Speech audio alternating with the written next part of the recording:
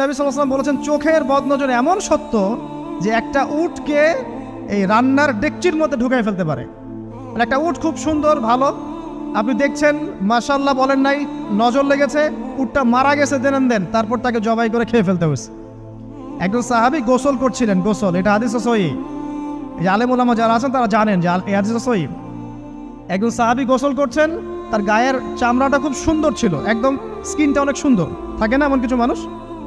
আচ্ছা, এখন আরেকজন সাহাবী এই গোসল দেখছেন দূর থেকে, দেখে বলছেন যে কি চমৎকার তার শরীরের রংটা, যেন কুমারী নারীর মতো, অনেকটা এমন একটা কথা তিনি বলেছিলেন। সাথে সাথে এই সাহাবী অজ্ঞান হয়ে পড়ে গেছে। কোন সাহাবী? যিনি গোসল করছিলেন।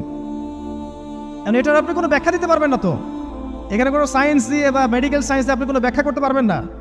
একটা ব্যাখ্যা দিতে পারেন, কিন্তু কেন সেটা হলো সেটা আপনি অ্যান্সার খুঁজে পাবেন না।